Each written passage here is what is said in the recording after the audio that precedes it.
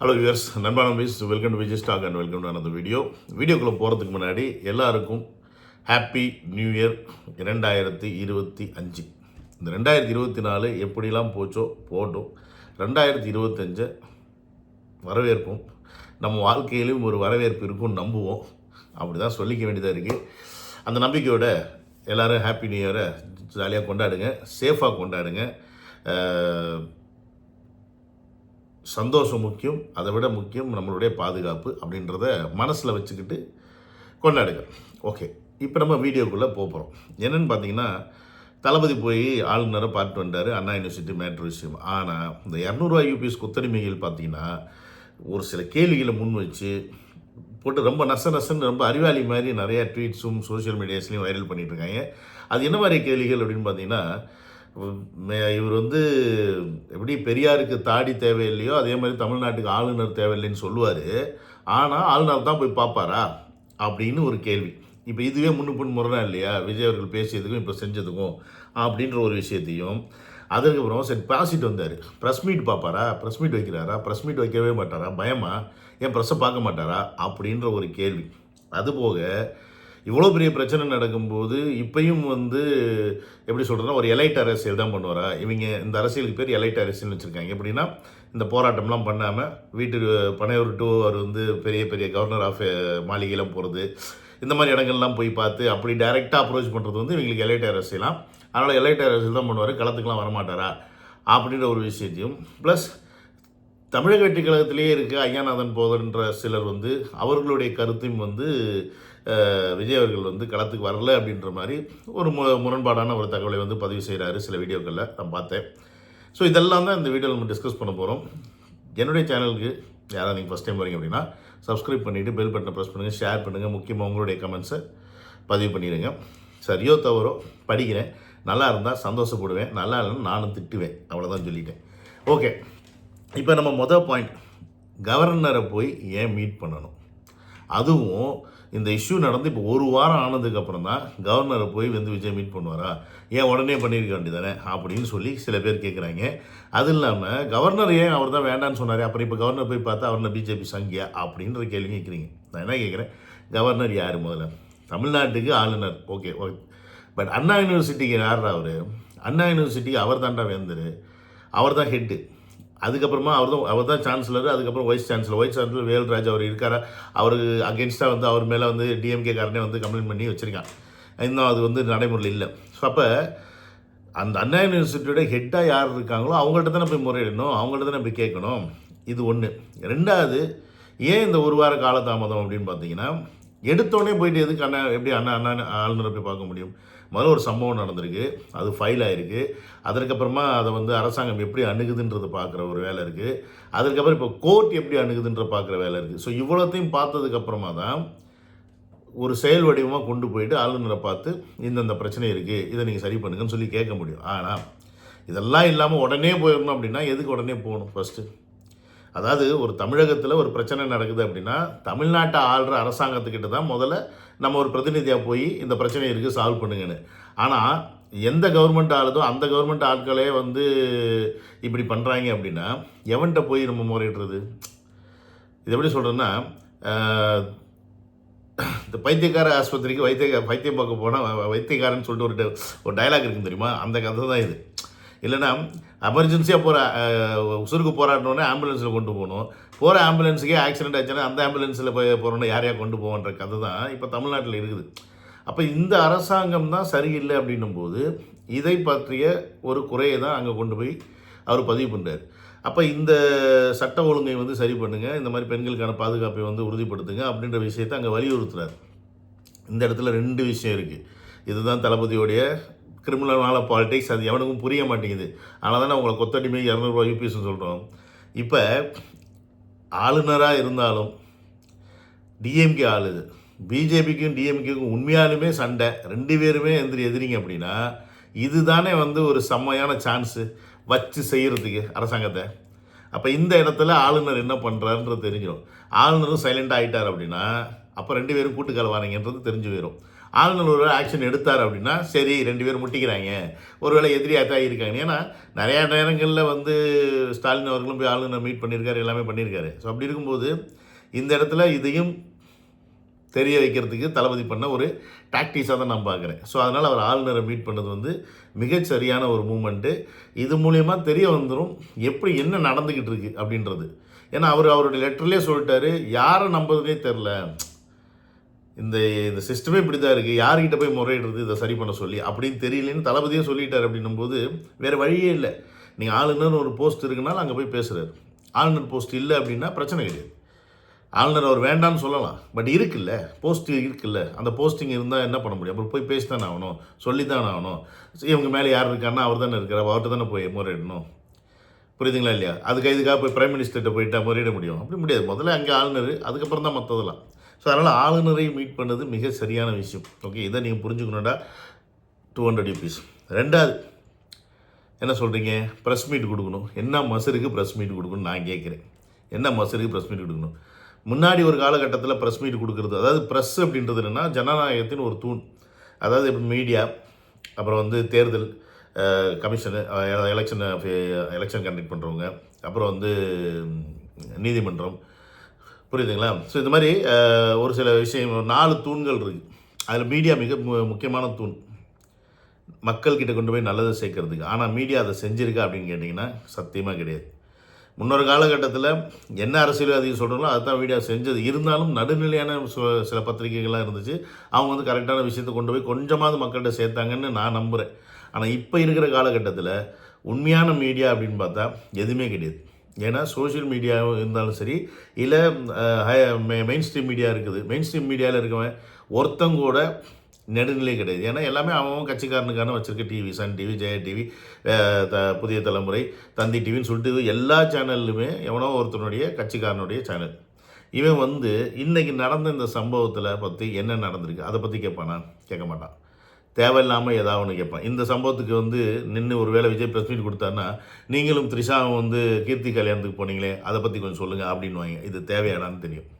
So அதனால் இவங்களுக்கு என்ன தேவையோ அதை தான் கேட்பாங்களே. அதாவது ப்ரெஸ் மீட்டுக்கு வந்து என்ன தேவையோ அதை தான் வாங்கி அவங்களுடைய கட்சி நல்லா கட்சி, நம்ம விஜய் தவறானவர்னு போர்ட்ரே பண்ண பார்ப்பாங்களே ஒழிய, விஜய் அவர்களுடைய நிலைப்பாடு என்ன, அவர் எதை நோக்கி போகிறாரு, அவர் என்ன செய்ய விரும்புகிறாருன்ற அந்த விஷயத்தை மக்கள்கிட்ட கொண்டு வந்து சேர்ப்பாங்கன்னா சேர்க்க மாட்டாங்க.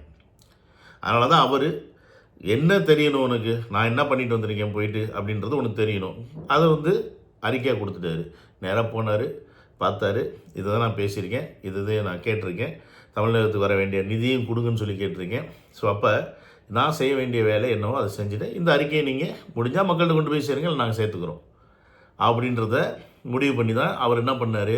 அவர் எழுதிய ஒரு லெட்டரை துண்டு பிரசுரமாக தன்னுடைய தொண்டர்களுக்கு அறிவுறுத்தி, ஜனநாயகத்துக்கு எந்த ஒரு பிரச்சனையும் வராமல், யாருக்கும் மக்களுக்கு எந்த ஒரு பாதிப்பும் வராமல் பிரசுரத்தை பதிவு கொடுங்க அப்படின்னு பேப்பர் நோட்டீஸ் கொடுக்குறது அப்படின்றது மிக சாதாரண ஒரு விஷயம். எல்லா இடத்துலையுமே கொடுக்குறது உண்டு. ஒரு சூப்பர் மார்க்கெட் கடையை வந்து டெவலப் பண்ணுறது கொடுப்பாங்க. ஒரு ரியல் எஸ்டேட் இது போட்டிருக்காங்க அப்படின்னா, பிளாட் போட்டிருக்காங்கன்னா அதுக்கான பேப்பர்ஸ் கொடுப்பாங்க. இந்த மாதிரி பல பேப்பர்ஸை பேம்ப்ளெட்ஸ் எல்லா இடத்துலையும் கொடுக்குறது தான். இதில் ஒரு பிரச்சனையும் கிடையாது. ஆனால் இதை கொடுத்தது பிரச்சனைன்னு சொல்லி நீ அரெஸ்ட் பண்ணுற அப்படின்னா, நீ அப்போ எப்பேற்பட்ட அயோக்கியனாக இருப்பார்? இப்போ விஜய் அவர்கள் களத்துக்கு வரமாட்டாங்கன்னு நீ கேட்டே இல்லை. விஜய் அவர்கள் களத்துக்கு வரணுன்ற அவசியம் கிடையாது. விஜய் அவர்கள் களத்துக்கு வரலைனாலும் அவர் என்ன செய்யணும்னு நினைக்கிறாரோ அதை அவருடைய தொண்டரை வச்சு செய்கிறார். அதையும் ரொம்ப அமைதியான முறையில் செய்யும்போது அதை அவமதிக்கிற விதமாக அவங்கள அரெஸ்ட் பண்ணி, மகளிர்களை அரெஸ்ட் பண்ணி அவங்கள வந்து அக்யூஸ் மாதிரியாக நடத்துறது எந்த வகையிலும் நியாயம்?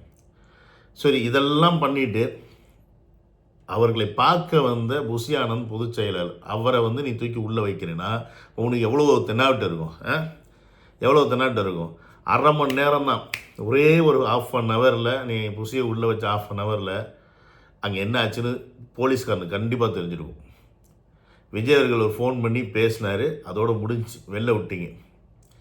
இதே இடத்துல புஷி ஆனந்த் அவர்கள் அரெஸ்ட் பண்ணி நீ ரிலீஸ் பண்ண முடியாதுன்னு சொல்லிட்டு விஜய் நான் வர்றேன் அப்படின்னு இறங்கியிருந்தாருன்னா தமிழ்நாடு முடிஞ்சு ஸ்தம்பிச்சு. ஏன்னா நேற்று புஷி ஆனந்த் கைது பண்ணும்போது அவர் கூட இருந்தது வெறும் தொண்டர்களும் நிர்வாகிகளும், இந்த மாதிரி ஒரு சில பேர் தான்.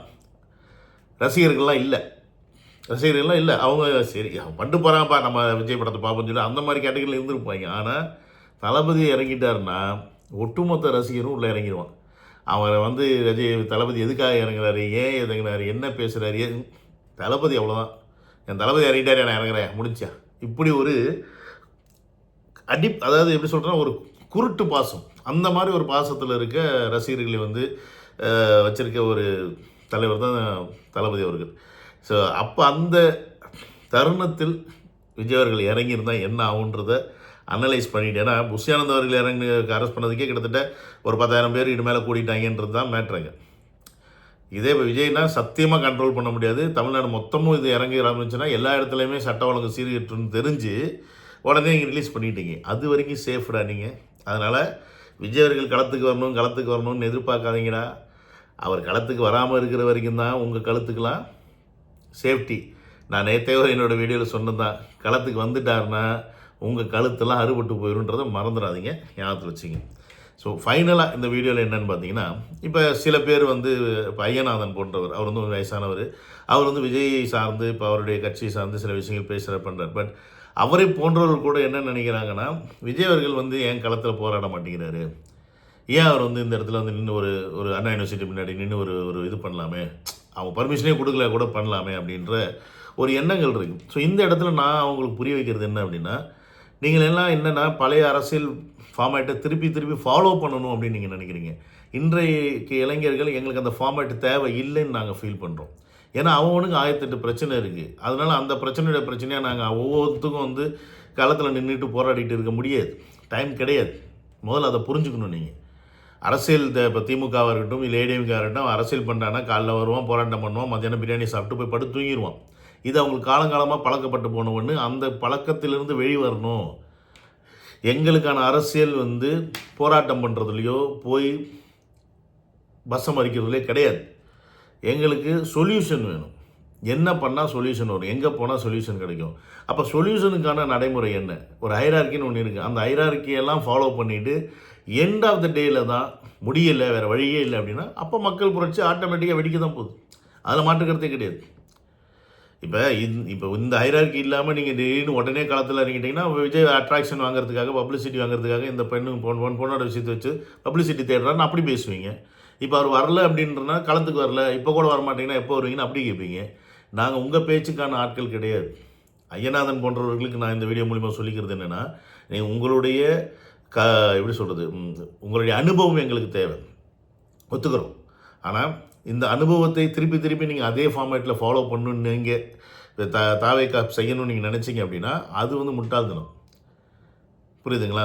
நம்மளுடைய ஒரு அரசியல் அப்படின்றது நாகரிகமாக இருக்கணும், யாருக்கும் பிரச்சனை இருக்கக்கூடாது, எந்த மக்களுக்கும் இடைஞ்சல் இருக்கக்கூடாது. அதே சமயத்தில் நம்ம என்ன செய்யணும்னு ஆசைப்படுறோமோ அந்த விஷயம் போய் ரீச் ஆகும். அதை மைண்டில் வச்சுக்கோங்க. இன்றைக்கி விஜய் அவர்கள் ஒரு விஷயம் செஞ்சால் அது எந்த அளவுக்கு சோஷியல் மீடியாவாக இருக்கட்டும் இல்லை மெயின் ஸ்ட்ரீம் மீடியாவாக இருக்கட்டும் பரவுதுன்றது தெரியும். அவர் ப்ரெஸ்ஸையே மீட் பண்ணலைனாலும் அவர் போனால் எந்திரிச்சு வெளில போய் ஒரு விஷயம் அரசியல் ரீதியாக செஞ்சால் அது வைரல். அன்றைக்கி அதை மட்டும் மறக்காதீங்க.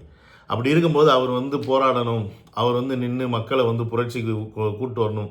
இங்கே தேவை புரட்சி கிடையாது, எங்களுக்கு தேவை எங்களுக்கு மாற்றம், நல்ல வாழ்க்கை, நிம்மதியான ஒரு வாழ்க்கை தேவை, பெண்களுக்கான பாதுகாப்பு தேவை, நல்ல கல்வி தேவை, வேலைவாய்ப்பு தேவை. அவ்வளோதான். இந்த மாதிரி விஷயங்களை தான் முன்னோக்கி போகணுமே ஒழிய கட்சிகள் கூட சண்டை போடுறதுக்கு நாங்கள் இங்கே வரல. புரியுதுங்களா? திமுக, ஏடிஎம்கே இப்படி பல கட்சிகள் இருக்குது. அந்த கட்சிகள் கூட நாங்கள் சண்டை போட வரல. நாங்கள் அரசாங்கத்தை சரியாக மாற்றணும்னு வரோம், அரசு நிர்வாகத்தை மாற்றணும்னு வரோம். அப்போ அந்த அரசு நிர்வாகம் சரியாக இருக்கணும் அப்படின்னா நாங்கள் சரியாக இருக்கணும். தட் மீன்ஸ் தலைவர் யாரோ அவர் சரியாக இருக்கணும்.